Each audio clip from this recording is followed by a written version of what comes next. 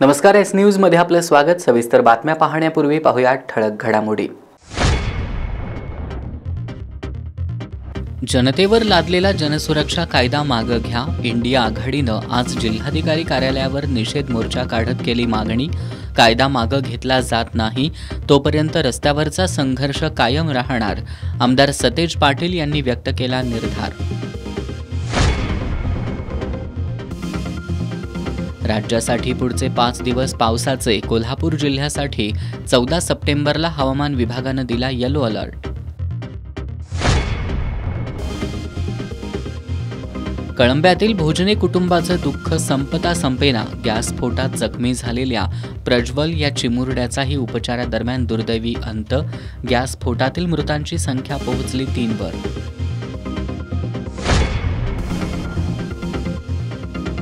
नवरात्रोत्सवाच्या पार्श्वभूमीवर पश्चिम महाराष्ट्र देवस्थान व्यवस्थापन समितीने सुरू केली करवीर निवासिनी श्री अंबाबाई मंदिरातील दानपेट्यांची मोजदाद। 7 पेट्यांमध्ये आढळलं 11 कोटी 11 लाख रुपयांचं दान। गुरुवारी सायंकाळपर्यंत मोजदाद सुरू राहणार। आणि एस न्यूजनं पंचगंगा नदी घाटावरील मूर्ती विसर्जनानंतरची विदारक स्थिती दाखवल्यानंतर हिंदुत्ववादी संघटनांकडून उघड्या पडलेल्या मूर्तींचं पुनर्विसर्जन। हे आहे GTPL SPN डिजिटल नेटवर्क आणि आपण पाहत आहात चॅनल एस।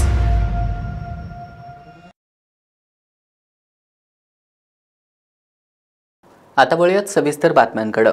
जनतेवर लादण्यात आलेला जनसुरक्षा कायदा मागे घेण्याच्या मागणीसाठी आज इंडिया आघाडीच्या वतीने कोल्हापूर जिल्हाधिकारी कार्यालयावर मोर्चा काढण्यात आला। विधान परिषदेतील काँग्रेसचे गटनेते आमदार सतेज पाटील यांच्या नेतृत्वाखाली काढण्यात आलेल्या या मोर्चात इंडिया आघाडीतील घटक पक्षांचे पदाधिकारी आणि कार्यकर्ते मोठ्या संख्येने सहभागी झाले होते। यावेळी आमदार सतेज पाटील यांनी जोपर्यंत हा कायदा मागे घेतला जात नाही तोपर्यंत रस्त्यावरील संघर्ष सुरूच राहील असा इशारा दिला। नुकत्याच झालेल्या पावसाळी अधिवेशनात मोठ्या प्रमाणात आलेल्या हरकती डावलून महायुती सरकारनं जनसुरक्षा विधेयकाला मंजुरी दिली। हा कायदा आंदोलनकर्त्या जनतेची मुस्कटदाबी करणारा आहे। घटनेनं दिलेले मूलभूत अधिकार नाकारणारा असून तो लोकशाही विरोधी असल्यानं हा कायदा मागे घेण्याच्या मागणीकरता आज राज्यभर इंडिया आघाडीच्या वतीनं जिल्हाधिकारी कार्यालयावर मोर्चे काढण्यात आले। त्यानुसार कोल्हापुरात देखील जनसुरक्षा कायदा मागे घेण्याच्या मागणीसाठी आमदार सतेज पाटील यांच्या नेतृत्वाखाली जिल्हाधिकारी कार्यालयावर भव्य मोर्चा काढण्यात आला। हा मोर्चा जिल्हाधिकारी कार्यालयाजवळ आल्यानंतर या ठिकाणी जोरदार निदर्शनं करण्यात आली। आमदार सतेज पाटील यांच्यासह विविध राजकीय पक्षांचे पदाधिकारी आणि कार्यकर्त्यांनी जिल्हाधिकारी कार्यालयासमोर ठिय्या मारत जोरदार घोषणाबाजी केली आणि जनसुरक्षा कायदा मागे घेण्याची मागणी केली। यावेळी बोलताना आमदार सतेज पाटील यांनी राज्य सरकारनं बहुमताचा वापर करत हा कायदा जनतेवर लादला असल्याचा आरोप केला। इतर अनेक कायदे सक्षम असताना जनसुरक्षा कायदा स्वीकारायला का हवा असा सवाल करत जनसुरक्षा कायदा जोपर्यंत मागे घेतला जात नाही तोपर्यंत संघर्ष सुरूच राहणार असल्याचा इशारा आमदार सतेज पाटील यांनी यावेळी दिला। इतर अनेक कायदे सक्षम असताना जनसुरक्षा कायदा सरकारला का हवा आहे असा सवाल करत जनसुरक्षा कायदा जोपर्यंत मागे घेतला जात नाही तोपर्यंत संघर्ष सुरूच राहणार असल्याचा इशारा आमदार सतेज पाटील यांनी यावेळी दिला।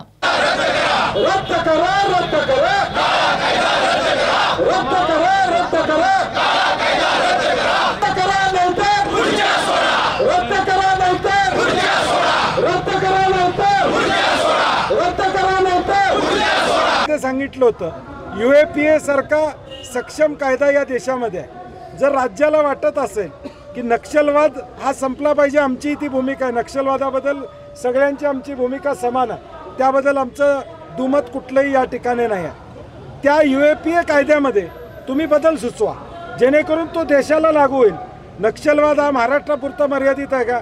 छत्तीसगडमध्ये आहे, तो तेलंगणामध्ये आहे, म्हणजे 5-6 राज्यामध्ये या देशातल्या नक्षलवादाचा प्रश्न आहे। आणि म्हणून कायदाच करायचा असेल नक्षलवादाच्या संदर्भातला तर UAPA मध्ये तुम्ही बदल करा, परंतु या जनसुरक्षा कायद्याच्या माध्यमातून काही सामाजिक संघटनांना अडचणीत आणण्याचं, त्यांना टार्गेट करायचं, त्यांना देशहिताच्या विरुद्ध करतायत असं म्हणून अडकवण्याचा प्रयत्न होण्याची शक्यता नाकारता येत नाही, म्हणून आम्ही त्याचा निषेध करतो. या मोर्चात शिवसेना उद्धव बाळासाहेब ठाकरे पक्षाचे उपनेते संजय पवार, सहसंपर्क प्रमुख विजय देवणे, राष्ट्रवादी शरदचंद्र पवार पक्षाचे जिल्हाध्यक्ष व्ही बी पाटील, शहराध्यक्ष आर के पोवार, कॉम्रेड उदय नारकर, कॉम्रेड अतुल दिघे, कॉम्रेड संपत देसाई, माजी नगरसेवक राजेश लाटकर, माजी नगरसेविका प्रतिमा उत्तुरे, सरलाताई पाटील, बाळासाहेब सरनाईक, सतीशचंद्र कांबळे यांच्यासह इंडिया आघाडीतील घटक पक्षांचे पदाधिकारी आणि कार्यकर्ते मोठ्या संख्येने सहभागी झाले होते. राज्यात सप्टेंबरच्या पहिल्या आठवड्यात पावसाचा जोर काहीसा ओसरला होता. आता पुन्हा एकदा पावसाला सुरुवात होणार असून विदर्भ, मराठवाड्यासह दक्षिण मध्य महाराष्ट्रात मुसळधार पावसाचा इशारा देण्यात आलाय. राज्यभर पुन्हा एकदा पावसाला पोषक स्थिती निर्माण झाली असून हवामान विभागानं पुढील 5 दिवसात विविध जिल्ह्यांना पावसाचे अलर्ट दिलेत. त्यानुसार कोल्हापूर जिल्ह्याला रविवारी 14 सप्टेंबरला पावसाचा येलो अलर्ट देण्यात आलाय. राज्यात गेल्या महिन्याभरात पावसानं जोरदार हजेरी लावल्यानंतर सप्टेंबरच्या पहिल्या आठवड्यात पावसाचा जोर काहीसा ओसरला होता. मात्र आता पुन्हा पावसासाठी अनुकूल वातावरण तयार झालंय. अरबी समुद्राच्या ईशान्य भागात कमी दाबाचा पट्टा सक्रिय असून तो हळूहळू पश्चिमेकडे सरकतोय. त्यानुसार पुढील 4 दिवस राज्यातील विविध भागात मुसळधार पाऊस होणार आहे. कोणत्या जिल्ह्यासाठी अलर्ट आहेत ते पाहूया ग्राफिक्सच्या माध्यमातून. पुढील 4 दिवसांसाठी पावसाचे अलर्ट. 11 सप्टेंबरला सांगली, सातारा, सोलापूर, धाराशिव, लातूर, परभणी, नांदेड, हिंगोली, वाशिम, यवतमाळ, वर्धा, नागपूर, चंद्रपूर, भंडारा, गोंदिया, गडचिरोली या जिल्ह्यांसाठी येलो अलर्ट. 12 सप्टेंबरला पुणे, नगर, सातारा, सांगली, सोलापूर, धाराशिव, बीड, लातूर, परभणी, नांदेड, हिंगोली तसंच संपूर्ण विदर्भात पावसाचा येलो अलर्ट देण्यात आलाय. 13 सप्टेंबरला मुंबई, ठाणे, रायगड, रत्नागिरी, पुणे, सातारा, सांगली, सोलापूर, नगर, धाराशिव, लातूर, बीड, परभणी, नांदेड, हिंगोली आणि संपूर्ण विदर्भात पावसाचा येलो अलर्ट आहे. 14 सप्टेंबर रोजी मुंबई, ठाणे, रायगड, रत्नागिरी, सिंधुदुर्ग, पुणे, कोल्हापूर, सांगली, सातारा, सोलापूर, नगर, नाशिक, छत्रपती संभाजीनगर, जालना, बीड, धाराशिव, लातूर, परभणी, नांदेड, हिंगोली, बुलढाणा, अकोला, अमरावती, वर्धा, यवतमाळ आणि वाशिम जिल्ह्याला हवामान विभागानं पावसाचा येलो अलर्ट दिलाय. राज्य सरकार प्रचंड मोठ्या कर्जाच्या खाईत आहे. अधिकारी आणि कर्मचाऱ्यांचे पगार वेळेत होत नाहीत. अशा वेळी कायदेशीर कामं करत असताना एखाद्या अधिकाऱ्याचं खच्चीकरण करणं हे महाराष्ट्राच्या संस्कृतीच्या दृष्टीनं दुर्दैवी आहे, अशी टीका विधान परिषदेतील काँग्रेसचे गटनेते आमदार सतेज पाटील यांनी केली. ते आज पत्रकारांशी बोलत होते. उपमुख्यमंत्री अजित पवार यांनी सोलापूर जिल्ह्यातील एका IPS अधिकाऱ्यांना झापल्याचं प्रकरण समोर आल्यानंतर त्यांच्यावर टीकेची झोड उठवली जातीये. अशातच उपमुख्यमंत्री पवार यांनी त्यांचे नियोजित कार्यक्रमही रद्द केलेत. या सर्व प्रकरणावर विधान परिषदेतील काँग्रेसचे गटनेते आमदार सतेज पाटील यांनी प्रतिक्रिया दिली आहे. IAS आणि IPS अधिकाऱ्यांचा अपमान झाला तरी चालतंय, हा संदेश आता महाराष्ट्रातील जनतेमध्ये गेलाय. सत्ता पाहिजे म्हणून काहीही सहन करायची तयारी भाजपची असल्याची टीका त्यांनी केली. UPSC झाल्यानंतर पहिली सेवा महाराष्ट्रात देता येईल काय हे स्वप्न अधिकारी पाहत होते. मात्र यामध्ये आता वास्तवता राहिली आहे काय अशी शंका या सर्व प्रकरणामुळे निर्माण झाल्याचं आमदार सतेज पाटील यांनी सांगितलं. कायद्याचं पालन एखादा अधिकारी करत असेल तर त्याचं संरक्षण करण्याची जबाबदारी मुख्यमंत्र्यांची आहे. अशा लहान गोष्टींमध्ये स्वतः उपमुख्यमंत्र्यांनी फोन करणं किती संयुक्तिक आहे हे पाहणं महत्त्वाचं आहे. महायुतीच्या अनेक नेत्यांची वक्तव्य ही अधिकारी आणि कर्मचाऱ्यांच्या विरोधी असतात. महाराष्ट्रातल्या अधिकाऱ्यांमध्ये सरकारबाबत प्रचंड नाराजी असल्याचंही त्यांनी सांगितलं. राज्य सरकार प्रचंड कर्जाच्या खाईत आहे. अधिकारी आणि कर्मचाऱ्यांचे पगार वेळेत होत नाहीत. अशावेळी कायदेशीर कामं करत असताना एखाद्या अधिकाऱ्याचं खच्चीकरण करणं हे महाराष्ट्राच्या संस्कृतीच्या दृष्टीनं दुर्दैवी असल्याची टीका आमदार सतेज पाटील यांनी केली. मला वाटतं महायुतीच्या अनेक नेत्यांची वक्तव्ये गेल्या काही वर्षभरातली बघितली स्टेजवरून डायरेक्ट त्या ठिकाणी एखाद्या ग्रामसेवकाला खडसावणं, एखाद्या अधिकाऱ्याला झापणं, म्हणजे एक हाती सत्ता आलेल्याचा हा या पद्धतीनं गैरवापर होताना दिसतोय आणि अधिकारी वर्गांमध्ये महाराष्ट्रातल्या प्रचंड नाराजी. एकतर सरकार कर्जाच्या खाईत आहे, अधिकाऱ्यांना भीती आहे उद्या पगार होईल का नाही अशी खात्री नाही आहे, अशी अवस्था राज्याची झालेली आहे. आणि अशावेळी परत कायदेशीर काम करत असताना या ठिकाणी थांबवणं मला वाटते महाराष्ट्राच्या दृष्टीनेही दुर्दैवी आहे. मराठा समाजाला ओबीसी प्रवर्गातून सामावून घेण्याबाबत राज्य शासनानं काढलेल्या शासन निर्णयाविरोधात मंत्री छगन भुजबळ यांनी न्यायालयात जाण्याचा इशारा दिलाय. यावर बोलताना आमदार पाटील यांनी महाराष्ट्राच्या इतिहासामध्ये असं प्रथमच घडत आहे. जो निर्णय मंत्रिमंडळ घेत आहे त्या मंत्रिमंडळातीलच मंत्री राज्य सरकारच्या निर्णयाला विरोध करत आहेत. यामुळे मंत्रिमंडळात 2 गट पडल्याचं पाहायला मिळत असल्याचं आमदार पाटील यांनी सांगितलं. महाराष्ट्राच्या इतिहासामध्ये पहिल्यांदा असं घडते की मंत्रिमंडळ एखादा निर्णय घेते, राज्य म्हणून एखादा निर्णय घेतला जातो, त्या निर्णयामध्ये 2 गट तट पडलेले कधी आम्हाला या राज्याच्या इतिहासामध्ये पाहायला मिळतं. उघडपणे काही लोक आमकं बोलतात, उघडपणे काही लोक दुसरी भूमिका घेतात. मला वाटते महाराष्ट्रातल्या मंत्र्यांच्या वरचा कंट्रोल सुद्धा आता सुटलेला आहे. उपराष्ट्रपती पदासाठी इंडिया आघाडीचे उमेदवार के सुदर्शन रेड्डी यांना कमी मतं का मिळाली याचं आम्ही आत्मचिंतन करू असंही त्यांनी सांगितलं. बिहारमध्ये जनतेचा कौल हा इंडिया आघाडीच्या बाजूचाच असेल असा विश्वासही त्यांनी व्यक्त केला. गोकुळचे चेअरमन नवीद मुश्रीफ यांना केवळ राजकीयदृष्ट्या टार्गेट करण्याचा प्रयत्न सुरू असल्याची शंका त्यांनी यावेळी उपस्थित केली. राष्ट्रीय आरोग्य अभियानातील कर्मचाऱ्यांच्या मागण्यांबाबत राज्य सरकारच्या पातळीवर पाठपुरावा करू अशी ग्वाही विधान परिषदेतील काँग्रेसचे गटनेते आमदार सतेज पाटील यांनी दिली आहे. राष्ट्रीय आरोग्य अभियानातील कर्मचाऱ्यांच्या आंदोलनस्थळी त्यांनी आज भेट दिली. यावेळी ते बोलत होते. दरम्यान कर्मचाऱ्यांच्या मागण्या मान्य करण्याचं आश्वासन राज्य सरकारनं दिल्यानंतर आज सायंकाळी हे आंदोलन मागे घेण्यात आलं. राष्ट्रीय आरोग्य अभियान अंतर्गत कार्यरत असलेले राज्यातील हजारो अधिकारी आणि कर्मचारी नियमित शासन सेवेत समाविष्ट करण्याच्या मागणीसाठी 19 ऑगस्टपासून बेमुदत धरणं आंदोलन करत होते. या आंदोलनात कोल्हापूर जिल्ह्यातील अधिकारी आणि कर्मचारीही सक्रिय सहभागी झाले होते. या कर्मचाऱ्यांनी जिल्हाधिकारी कार्यालयासमोर धरणं आंदोलन सुरू केलं होतं. आंदोलनाचा आज 16वा दिवस होता. या कर्मचाऱ्यांवर कारवाई करण्याबाबत प्रशासनानं नोटिसा बजावल्या होत्या. मात्र जोपर्यंत मागण्या मान्य होत नाहीत तोपर्यंत आंदोलन मागं न घेण्याचा इशारा कर्मचाऱ्यांनी दिला होता. त्यामुळे आरोग्य सेवेवर त्याचा परिणाम झाला होता.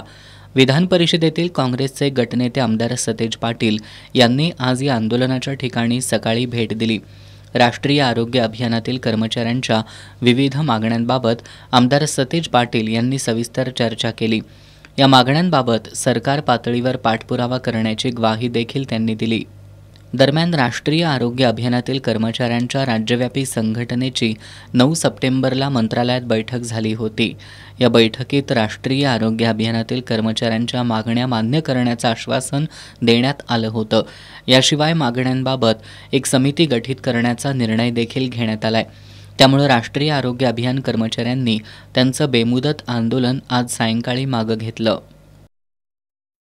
कळंब्यातील मनोरमा कॉलनीमध्ये 25 ऑगस्ट रोजी गॅस पाईपलाईनचा भीषण स्फोट झाला होता. यापूर्वी स्फोटातील जखमी शीतल अमर भोजने आणि आनंद देवाजी भोजने यांचा उपचारादरम्यान मृत्यू झालाय. आज यामधील जखमी असलेला 5 वर्षीय प्रज्वल अमर भोजने याचाही मृत्यू झालाय. या दुर्घटनेतील मृतांची संख्या आता 3 वर पोहोचली आहे. सोमवारी 25 ऑगस्ट रोजी रात्री 11च्या सुमारास कळंबा इथल्या मनोरमा कॉलनीत पाईपलाईनद्वारे गॅस पुरवठा यंत्रणेत गॅस गळती होऊन स्फोट झाला.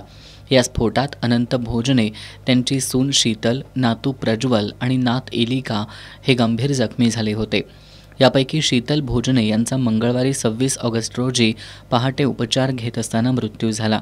त्यापाठोपाठ 30 ऑगस्टला उपचारांदरम्यान अनंत भोजने यांचाही मृत्यू झाला.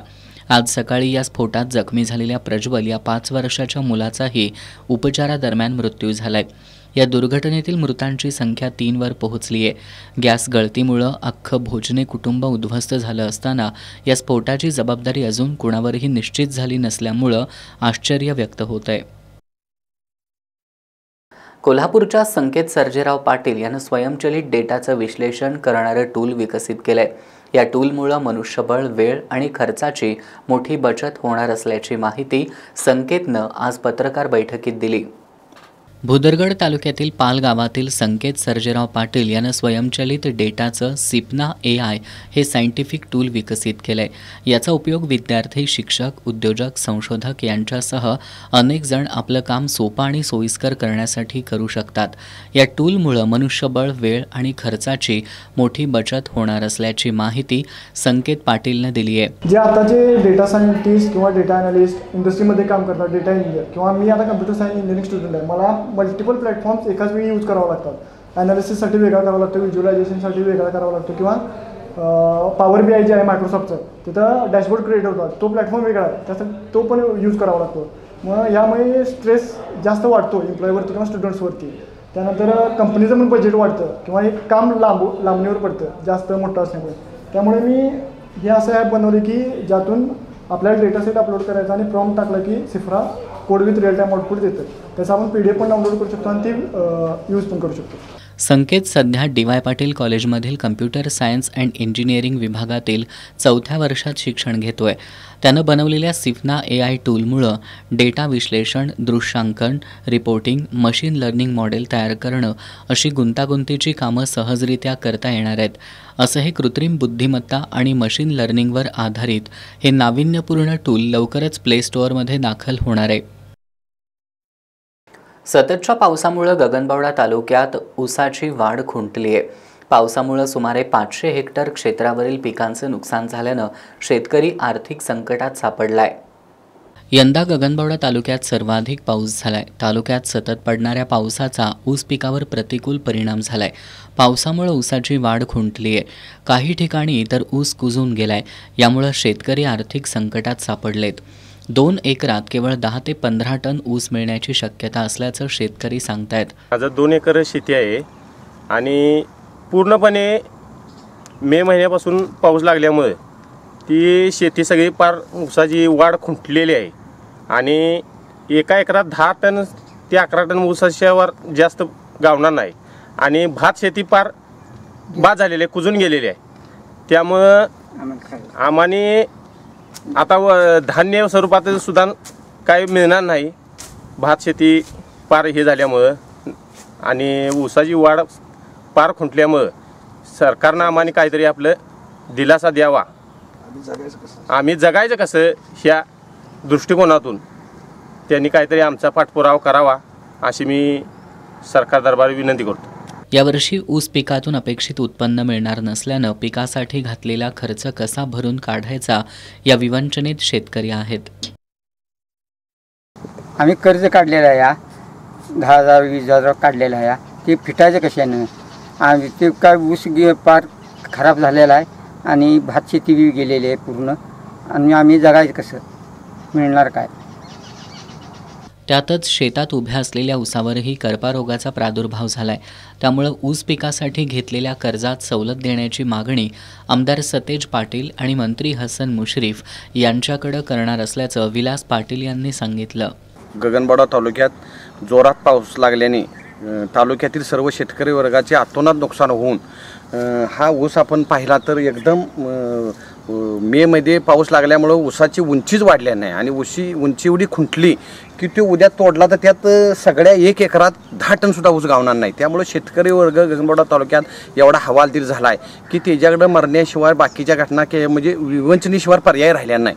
त्यामुळं शेतकरी तालुक्याचा विचार करून सर्व जाणकार व्यक्तींनी गगनबावडा तालुक्यातील आमचे नेते माननीय बंटी साहेब पाटील साहेबांच्यावर चर्चा केल्यानंतरनं तहसीलदार साहेबांनी तसा आत्तापर्यंतच्या इतिहासातला पहिला 30 दिवस अतिवृष्टीचा दाखला तसा तहसीलदार साहेबांनी दिलेला आहे। त्यामुळं आत्ता सध्या पुढं जीवनमान उंचावण्यासाठी गगनबावडा तालुक्यातील सर्व शेतकरी वर्गाला 2025-26 सालातील वसूलपात्र रकमेचे समान व्याजासह समान 9 हप्त्यामध्ये पुनर्गठन करावे अशी तालुक्याच्या सर्व शेतकरी वर्गाची आमची मागणी आहे। त्याबाबतची बंटी साहेबांच्यावर चर्चा करून जिल्हा मध्यवर्ती बँकेचे चेअरमन माननीय मुश्रीफ साहेबांच्यावर चर्चा करून कालच्या कोल्हापूर जिल्हा मध्यवर्ती बँकेला तसा ठराव केलेला आहे। तो शासन दरबारी सादर करून ती अर्जंटमध्ये अंमलबजावणी करून शेतकरी वर्गाला त्याचं दिलासादायक द्यावा अशी गगनबावडा तालुक्याच्या वतीने मी त्यांना विनंती करतो आणि शासन त्याचा विचार करतील आणि चांगल्या पद्धतीचा निर्णय घेतील आणि तालुक्यातील शेतकरी वर्गाला एक दिलासा देण्याचं काम ते करतील। आधीच जीवापाड जपलेल्या पिकांना हमीभाव नाही, त्यातच आसमानी संकटात पिचलेल्या बळीराजाला आता शासनानंच मदतीचा हात देण्याची गरज आहे. नवतंत्रज्ञान, गुणवत्तापूर्ण शिक्षण, कौशल्य आत्मसात करून स्वतःच्या बुद्धिमत्तेचा वापर करून आपलं भविष्य उज्ज्वल करा असं आवाहन डी.वाय. पाटील अभिमत विद्यापीठाचे कुलगुरू डॉक्टर राकेश कुमार शर्मा यांनी केलं. ते DY. Patil school of engineering and मॅनेजमेंटच्या दीक्षारंभ समारंभात बोलत होते. DY. Patil school of engineering and मॅनेजमेंटच्या वतीनं दीक्षारंभ समारंभ आयोजित करण्यात आला. डी.वाय. पाटील अभिमत विद्यापीठाचे कुलगुरू डॉक्टर राकेश कुमार शर्मा, कार्यकारी संचालक डॉक्टर ए.के. गुप्ता, कुलसचिव डॉक्टर व्ही भोसले, परीक्षा नियंत्रक प्राध्यापक Abhay Joshi, D Y. Patil school of engineering and मॅनेजमेंटचे संचालक डॉक्टर अजित पाटील, प्रथम वर्ष विभाग प्रमुख प्राध्यापक अभिजित मटकर, उपकुलसचिव प्राध्यापक अश्विन देसाई आदींची यावेळी प्रमुख उपस्थिती होती. या कार्यक्रमाला 1200 विद्यार्थी आणि त्यांचे पालक उपस्थित होते. डी.वाय. पाटील ग्रुपचे कार्यकारी संचालक डॉक्टर ए.के. गुप्ता यांनी यावेळी बोलताना जन्मावेळी, शाळेत प्रवेश घेताना आणि कॉलेजमध्ये प्रवेश घेताना असे एकूण 3 वेळा दीक्षारंभ होत असतो असं सांगितलं. आता प्रोफेशनल एज्युकेशनवर भर असेल. यामध्ये विद्यार्थ्यांना मेंदूचा पुरेपूर वापर करावा लागेल. या संस्थेत नॅशनल एज्युकेशन पॉलिसी पूर्णपणे लागू करण्यात आली आहे. कॉलेजमध्ये व्यक्तिमत्व विकास घडवण्यासाठी योगा, तबला, पेंटिंग, सिंगिंग असे 20 क्लब कार्यरत आहेत. संस्थेत इनोव्हेशनवर भर दिला जातोय. विद्यार्थ्यांनी एकदा प्रॉब्लेम शोधून तो कसा सोडवता येईल यासाठी संशोधन करा, त्याला संस्था मदत करेल. यासाठी हॅकॅथॉन स्पर्धा आयोजित केली जाते असं सांगून विद्यार्थ्यांच्या सर्वांगीण विकासावर भर देते. त्यामुळेच तुमच्या मुलांचं भविष्य उज्ज्वल आहे असा विश्वास त्यांनी व्यक्त केला. रजिस्ट्रार डॉक्टर व्ही भोसले यांनी डी.वाय. पाटील एज्युकेशन सोसायटीच्या स्थापनेचा आणि आजपर्यंतचा इतिहासाचा आढावा घेतला. विद्यार्थ्याला केंद्रबिंदू मानून उच्च दर्जाचं शिक्षण देण्यावर संस्थेचा भर असतो. त्यामुळे आज प्रवेशित झालेले विद्यार्थी भविष्यात नक्कीच चांगलं काम करतील आणि आई वडील आणि संस्थेचं नाव मोठं करतील असा विश्वास त्यांनी व्यक्त केला. कुलगुरू डॉक्टर राकेश कुमार शर्मा यांनी याप्रसंगी बोलताना संस्थेचे अध्यक्ष डॉक्टर संजय टी. पाटील नेहमीच चांगल्या सुविधा आणि चांगलं शिक्षण देण्यावर भर देत असतात असं सांगितलं. विद्यार्थ्यांना मल्टीडिसिप्लिनरी एज्युकेशन, क्वालिटी एज्युकेशन देण्यात येतं. याचा फायदा विद्यार्थ्यांना होतो. विद्यार्थ्यांनी फक्त AI टेक्नॉलॉजीवर अवलंबून न राहता स्वतःच्या मेंदूचा वापर करून प्रगती साधा, कारण मानवी मेंदू इतकं प्रगत तंत्रज्ञान कोणतंही नाही. नवतंत्रज्ञान, गुणवत्तापूर्ण शिक्षण, कौशल्य आणि स्वतःच्या बुद्धिमत्तेचा पुरेपूर वापर करून आपलं भविष्य उज्ज्वल करा असं आवाहन त्यांनी विद्यार्थ्यांना केलं. या प्रसंगी पालकांनी सुद्धा आपली मनोगत व्यक्त केली. यामध्ये प्राध्यापक सुनील पाटील यांनी एका चांगल्या संस्थेत आपल्या पाल्याचा प्रवेश झालाय याचा अभिमान असल्याच्या भावना व्यक्त केल्या. यानंतर डॉक्टर अजित पाटील यांनी प्रेझेंटेशनद्वारे संस्थेच्या कार्याचा आढावा घेतला. यामध्ये डी.वाय. पाटील एज्युकेशन सोसायटीची स्थापना, स्कूल ऑफ इंजिनिअरिंग अँड मॅनेजमेंटची स्थापना याविषयी माहिती दिली. डी.वाय. पाटील ग्रुप हा आज शिक्षण, कृषी, वैद्यकीय सुविधा, हॉस्पिटॅलिटी, साखर कारखाना, पॉवर जनरेशन, फिटनेस, एंटरटेनमेंट अशा विविध क्षेत्रात कार्यरत आहे आणि या सर्वाचा विद्यार्थ्यांना फायदा होणार आहे अशी माहिती त्यांनी दिली. सध्या विविध संस्थेत मिळून 1,46,000 विद्यार्थी शिक्षण घेत आहेत. तर संस्थेला NAC A++, NRF 150 रँक आणि QSI गेजकडून डायमंड मानांकन मिळाल्याचं सांगितलं. यावेळी डी.वाय. पाटील ग्रुपच्या CHRO श्रीलेखा साटम, डॉक्टर अद्वैत राठोड, प्राचार्य डॉक्टर चंद्रप्रभू जंगमे, डॉक्टर उमराणी जे, डॉक्टर अमृत कुंवर रायजादे, डॉक्टर मारुती देवकर, सुधीर बारदेसकर, महाविद्यालय व विभाग प्रमुख, प्राध्यापक, कर्मचारी यांच्यासह विद्यार्थी आणि पालक उपस्थित होते. आंदोलनकर्त्या जनतेची मुस्कटदाबी करणारा, जनतेच्या घटनात्मक मूलभूत अधिकारांना विरोध करणारा जनसुरक्षा कायदा तात्काळ मागे घ्यावा या मागणीसाठी शिवसेना उद्धव बाळासाहेब ठाकरे पक्षाच्या वतीनं आज राधानगरी तहसीलदार कार्यालयासमोर जोरदार निदर्शनं करण्यात आली. यावेळी आंदोलनकर्त्यांनी सरकारविरोधात जोरदार घोषणाबाजी केली. पावसाळी अधिवेशनामध्ये मोठ्या प्रमाणात आलेल्या हरकती डावलून महाराष्ट्र सरकारनं जनसुरक्षा विधेयकाला मंजुरी दिली आहे. हा कायदा आंदोलनकर्त्या जनतेची मुस्कटदाबी करणारा आहे. घटनेनं दिलेले मूलभूत अधिकार नाकारणारा हा कायदा असून लोकशाही विरोधी आहे. हा कायदा मागं घ्यावा यासाठी आज राधानगरी तालुका शिवसेना उद्धव बाळासाहेब ठाकरे पक्षाच्या वतीनं राधानगरी तहसीलदार कार्यालयासमोर निदर्शनं करण्यात आली. आंदोलनकर्त्यांनी घोषणांनी परिसर दणाणून सोडला होता. नायब तहसीलदार सुहास वांगणकर यांना मागण्यांचं निवेदन देण्यात आलं. यावेळी उपजिल्हाप्रमुख सुरेश चौगले, रणजित काशीद, रंजना आंबेकर, सुषमा पाटील, विमल पाटील, सागर पाटील यांच्यासह शिवसैनिक उपस्थित होते. प्रेषित महम्मद पैगंबर यांच्या जयंतीनिमित्त आज कोल्हापुरात सद्भावना रॅली काढण्यात आली. बाबू जमाल इथं विश्वशांतीसाठी सामुदायिक प्रार्थना करण्यात आली. या रॅलीत कोल्हापुरातील मुस्लिम बांधव मोठ्या संख्येनं सहभागी झाले होते. कोल्हापुरातील समस्त मुस्लिम बांधवांच्या वतीनं 1500व्या ईद ए मिलादनिमित्त प्रेषित महम्मद पैगंबर जयंती आज मोठ्या उत्साहात साजरी करण्यात आली. यानिमित्त सकाळी सद्भावना जुलूस रॅली काढण्यात आली. जुना राजवाडा पोलीस ठाण्याचे प्रमुख संजीव झाडे यांच्या हस्ते नंगीवली ईदगाह मैदानातून या रॅलीची सुरुवात करण्यात आली. या रॅलीत काबा शरीफ, महम्मद पैगंबर, गौस पाक आणि ख्वाजा गरीब नवाज दर्ग्याच्या घुमटाची प्रतिमा साकारण्यात आली होती. बिंदू चौकातून ही सद्भावना जुलूस रॅली छत्रपती शिवाजी महाराज चौकात आल्यानंतर या ठिकाणी छत्रपती शिवाजी महाराजांच्या पुतळ्याला पुष्पहार अर्पण करण्यात आला. त्याचबरोबर छत्रपती शिवरायांचा जयघोष करण्यात आला. तिथून ही रॅली घुडणपीर दर्गा इथं आली. यानंतर उस्मान काझी मशीद आणि हिंदू मुस्लिम ऐक्याचं प्रतीक असलेल्या बाबू जमाल दर्गा इथं आल्यावर या रॅलीचा समारोप करण्यात आला. या ठिकाणी विश्वशांतीसाठी प्रार्थना करण्यात आली. या रॅलीत ईद ए मिलादुन नबी कमिटीचे संस्थापक अध्यक्ष फिरोज सत्तारमेकर, मुस्लिम बोर्डिंगचे चेअरमन गणी अजरेकर, इरफान शेख, अल्ताफ काझी, शकील मुतवली, शाहरुख गडवाले, अल्ताफ मुतवली, बालम झारी, लियाकत मुजावर, मौलाना रफीक, मौलाना फैजान, कामरान मुजावर, शाहबाज जमादार, जमीर मणेर, हमीद पाथरवट, इद्रिस कच्छी यांच्यासह मुस्लिम बांधव मोठ्या संख्येनं सहभागी झाले होते. इचलकरंजी शटललेस फॅब्रिक्स मॅन्युफॅक्चरर्स असोसिएशनतर्फे पंचरत्न सांस्कृतिक भवनात 11 आणि 12 सप्टेंबरला यार्न एक्स्पोचं आयोजन करण्यात आलं आहे. यामध्ये 40हून अधिक राष्ट्रीय आणि आंतरराष्ट्रीय फायबर आणि यार्न उत्पादक सहभागी होणार आहेत. असोसिएशनचे अध्यक्ष अनिल गोयल यांनी पत्रकार परिषदेत ही माहिती दिली आहे. इचलकरंजी शटललेस फॅब्रिक्स मॅन्युफॅक्चरर्स असोसिएशनतर्फे 11 आणि 12 सप्टेंबरला पंचरत्न सांस्कृतिक भवनात यार्न एक्स्पोचं आयोजन करण्यात आलं आहे.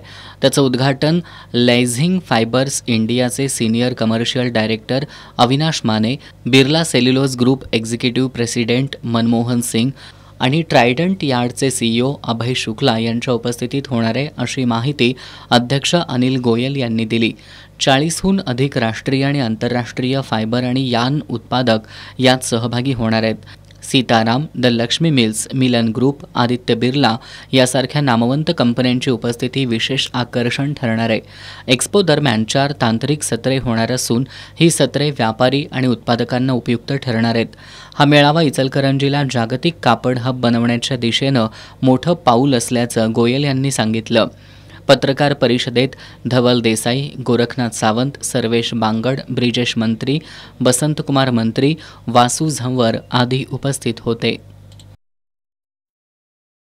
ISSE कोल्हापूर सेंटरच्या वतीनं पन्हाळगडावर 13 आणि 14 सप्टेंबरला राष्ट्रीय स्तरावरील 2 दिवसीय परिषदेचं आयोजन करण्यात आलंय. कोल्हापूर सेंटरचे अध्यक्ष इंजिनियर प्रशांत हडकर यांनी पत्रकार परिषदेत ही माहिती दिली. Indian society of structural engineers अर्थात ISSE कोल्हापूर सेंटरच्या वतीनं प्रथमच राष्ट्रीय स्तरावरील 2 दिवसीय परिषदेचं आयोजन करण्यात आलं आहे. ऐतिहासिक पन्हाळगडावर 13 आणि 14 सप्टेंबर रोजी ही परिषद होणार आहे, अशी माहिती कोल्हापूर सेंटरचे अध्यक्ष इंजिनियर प्रशांत हडकर यांनी दिली. या परिषदेत सिव्हिल इंजिनियर्स, स्ट्रक्चरल कन्सल्टंट, शिक्षणतज्ज्ञ, वारसा संवर्धन व्यावसायिक तसंच उद्योग तज्ज्ञांसाठी स्ट्रक्चरल इंजिनिअरिंगमधील उदयोन्मुख ट्रेंड, आव्हानं आणि नाविन्यपूर्ण पद्धतींवर विविध तज्ज्ञांच्या मार्गदर्शनाखाली चर्चा होणार आहे. आजच्या उद्योगावर परिणाम करणाऱ्या नवीन तंत्रज्ञान, डिझाईन पद्धती आणि केस स्टडीजबाबत यातून सखोल मार्गदर्शन मिळणार असून याचा बांधकाम क्षेत्रातील सर्व घटकांनी लाभ घ्यावा असं आवाहन करण्यात आलंय.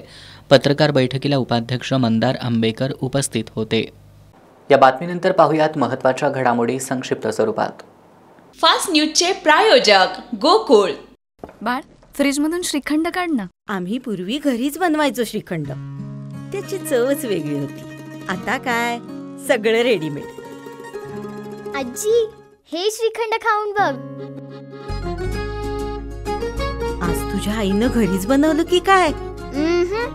हे आहे गोकुळचं श्रीखंड. अगदी जिभेवर रेंगाळणार. जिभेवरच नाही तर मनावरही रेंगाळणार. गोकुळ श्रीखंड, मनावर रेंगाळणार. शेजाऱ्यांबरोबर भांडण जीवन संपवण्यासाठी कारण ठरू शकत नाही. सर्वोच्च न्यायालयाचा महत्त्वपूर्ण निर्णय. मराठा समाजाला बोगस सर्टिफिकेट दिलं जाऊ नये. उपसमितीच्या बैठकीत पंकजा मुंडेंची ठाम भूमिका. तर मराठा समाजासाठी काढलेल्या GRमुळं ओबीसीला फटका बसतोय. छगन भुजबळ यांची भूमिका कायम. शेअर बाजारात जोरदार तेजी. सेन्सेक्स आणि निफ्टीमध्ये उसळी. HDFC बँकेकडून ग्राहकांना महत्त्वाचा अलर्ट. 12 सप्टेंबरला रात्री 12 वाजल्यापासून पहाटे 1:30 पर्यंत बँकेच्या UPI सेवा पूर्णपणे राहणार बंद. राधानगरी तालुक्यातील पनोरी इथल्या श्रीमंती रेवडेकर यांचा खूनच झाल्याचं निष्पन्न झालंय. गावातल्याच अभिजित पाटील आणि कपिल पातले या दोघांनी या गुन्ह्याची कबुली देताना श्रीमंती यांच्या अंगावरील दागिने काढून घेत त्यांचा खून करून पुरावा नष्ट करण्याच्या उद्देशानं मृतदेह गोबर गॅसमध्ये टाकला असल्याचं सांगितलं.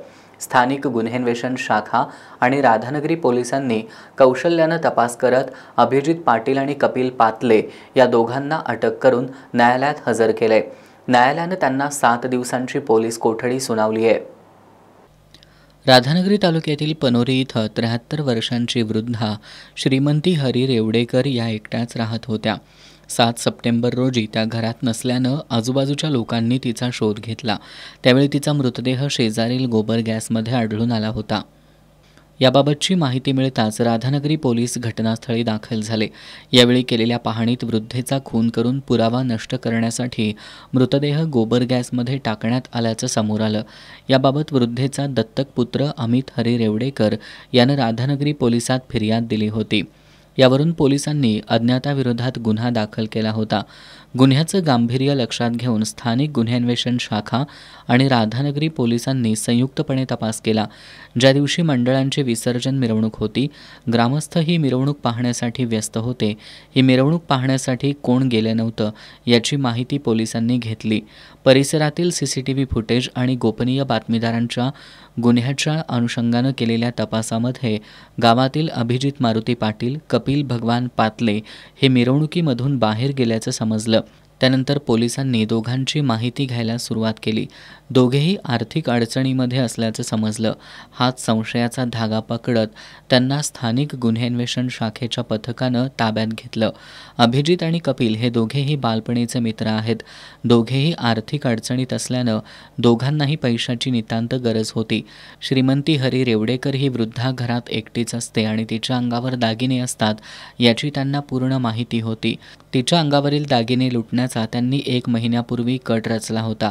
त्यासाठी त्यांनी अनंत चतुर्दशीचा दिवस निवडला होता. त्याप्रमाणे गावामध्ये सार्वजनिक गणेश विसर्जन सुरू असताना गावातील नागरिक मिरवणूक पाहण्यासाठी बाहेर होते. ही वृद्धा एकटीच घरी असल्याची आणि डॉल्बीच्या आवाजाची संधी साधून त्यांनी 6 सप्टेंबर रोजी रात्री वृद्ध महिलेच्या घरामध्ये मागील दरवाजामधून प्रवेश केला. वृद्ध महिलेचं तोंड दाबून तिच्या अंगावरील दागिने लुटताना तिनं प्रतिकार केला. त्यावेळी त्यांनी त्या वृद्धेच्या डोक्यात घाव घालून तिचा खून केला. तिचे दागिने काढून घेतले आणि पुरावा नष्ट करण्याच्या उद्देशानं तिचा मृतदेह साडीमध्ये गुंडाळून विजय शंकर बर्गे यांच्या घरामागील गोबर गॅसमध्ये टाकला, अशी कबुली संशयित आरोपींनी दिली आहे. स्थानिक गुन्हेन्वेषण शाखा आणि राधानगरी पोलिसांनी कौशल्यानं तपास करून या दोघांना अटक केली आहे. अधिक तपास पोलीस निरीक्षक संतोष गोरे, उपनिरीक्षक प्रणाली पोवार करत आहेत. नवरात्रीच्या पार्श्वभूमीवर करवीर निवासिनी श्री अंबाबाईच्या दानपेटीतील रक्कमेची मोजदाद करण्यात येते. आत्तापर्यंत 1,11,00,000 रुपये इतक्या रक्कमेची मोजदाद झाली आहे. उद्या सायंकाळपर्यंत ही मोजदाद प्रक्रिया पूर्ण करण्यात येणार आहे.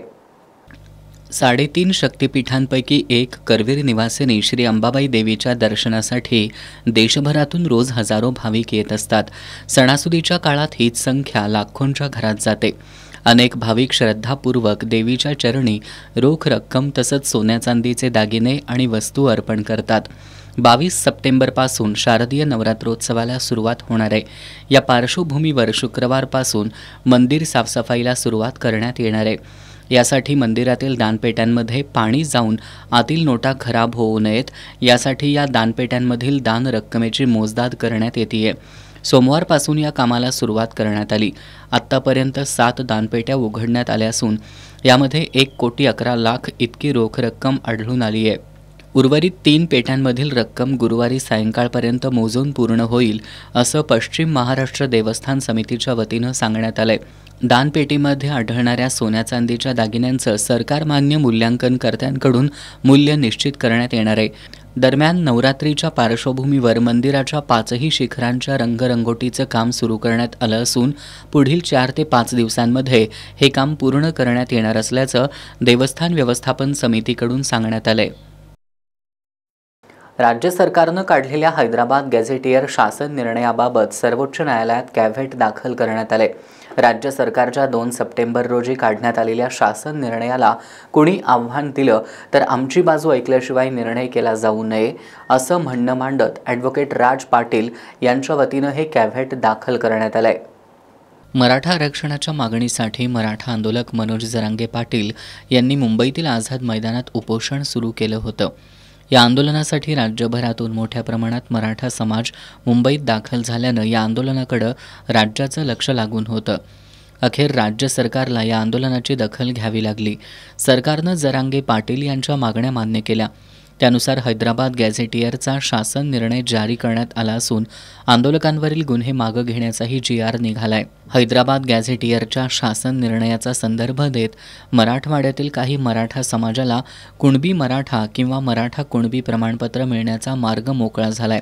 मात्र शासनाच्या या निर्णयाविरुद्ध OBC समाज एकवटलाय. मंत्री छगन भुजबळ, ॲडव्होकेट गुणरत्न सदावर्ते यांनी शासन निर्णयाला न्यायालयात आव्हान देणार असल्याचं म्हटलंय.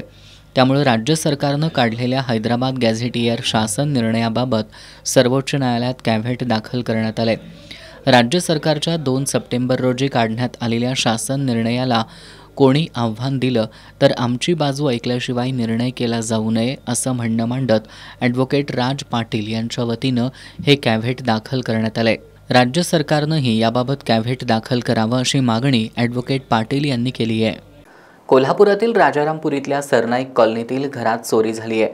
चोरट्यांनी घरातील देवदेवतांच्या चांदीच्या मूर्ती आणि रोकड लंपास केली आहे. या प्रकरणी राजारामपुरी पोलीस ठाण्यात अज्ञाताविरोधात गुन्हा दाखल झालाय. कोल्हापुरातील राजारामपुरीमधील सरनाईक कॉलनीतील घरात शारदा गणपतराव चव्हाण राहतात. 6 सप्टेंबर ते 9 सप्टेंबर या काळात चोरट्यांनी त्यांच्या तब्बल 65,000ची रोकड, LED TV, देवदेवतांच्या चांदीच्या मूर्त्या आणि चांदीची नाणी असा मोठा ऐवज लंपास केलाय. या प्रकरणी समरजितसिंह विक्रमसिंह पाटील यांनी राजारामपुरी पोलीस ठाण्यात तक्रार दाखल केली आहे. त्यानुसार अज्ञात चोरट्यांविरोधात गुन्हा दाखल करण्यात आलाय.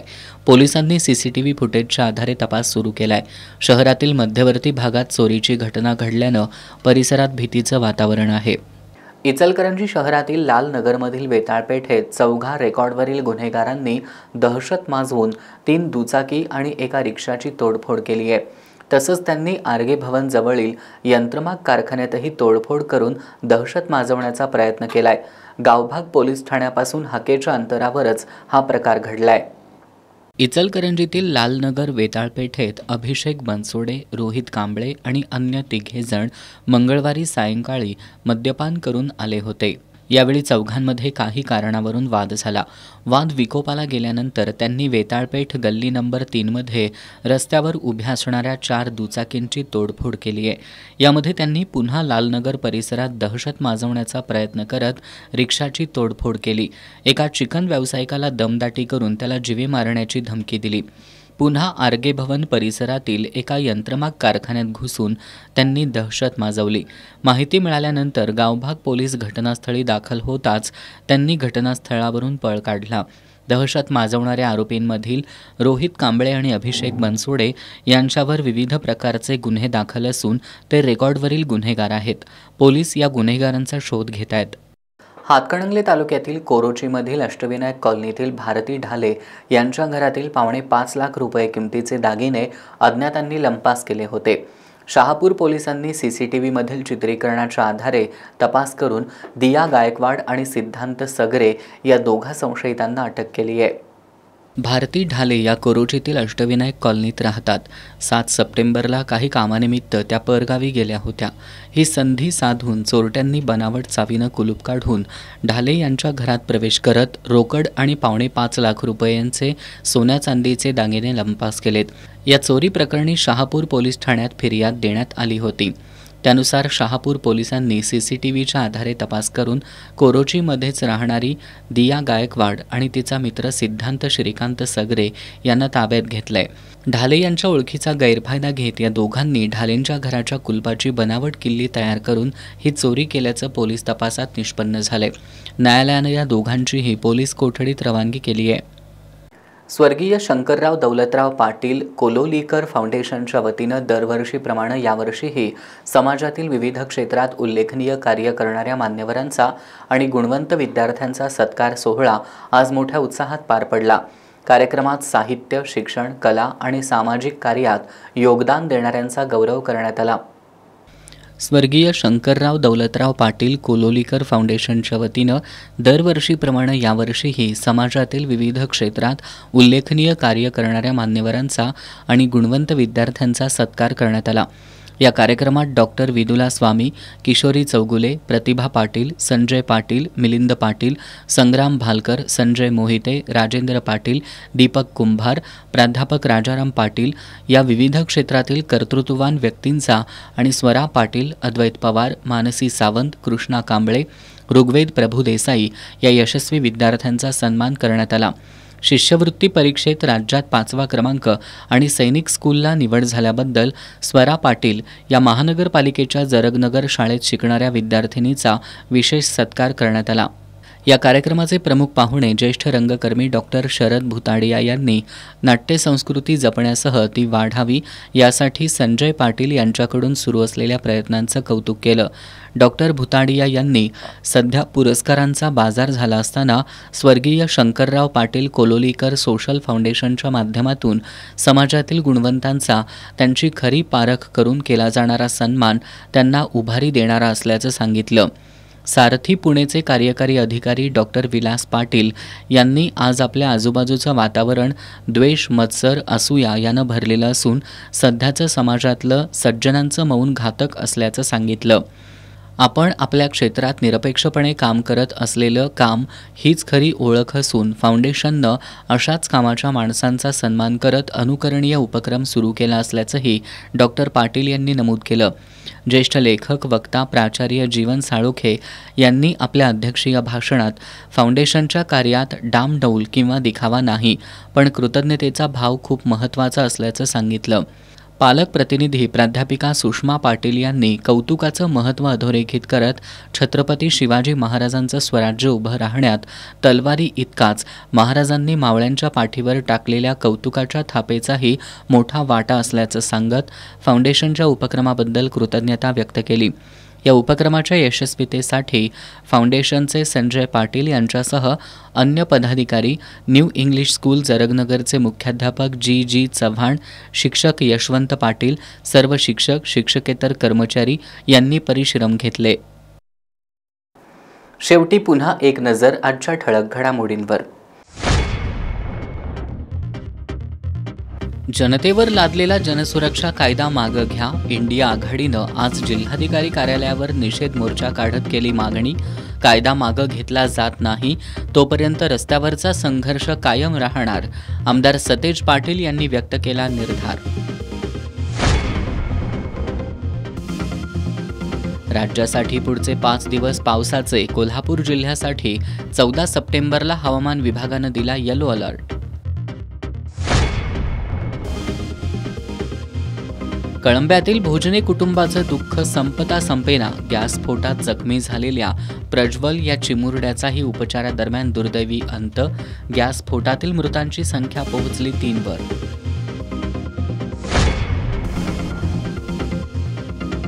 नवरात्रोत्सवाच्या पार्श्वभूमीवर पश्चिम महाराष्ट्र देवस्थान व्यवस्थापन समितीनं सुरू केली करवीर निवासिनी श्री अंबाबाई मंदिरातील दानपेट्यांची मोजदाद. 7 पेट्यांमध्ये आढळलं 11 कोटी 11 लाख रुपयांचं दान. गुरुवारी सायंकाळपर्यंत मोजदाद सुरू राहणार. आणि एस न्यूजनं पंचगंगा नदी घाटावरील मूर्ती विसर्जनानंतरची विदारक स्थिती दाखवल्यानंतर हिंदुत्ववादी संघटनांकडून उघड्या पडलेल्या मूर्तींचं पुनर्विसर्जन. बातम्यांच्या ताज्या अपडेट्ससाठी एस न्यूज कोल्हापूर या आमच्या वेबसाईटला भेट द्या. त्याचबरोबर एस न्यूज कोल्हापूर हे यूट्यूब चॅनल सबस्क्राईब करा. याबरोबरच आजचं बातमीपत्र संपलं. नमस्कार.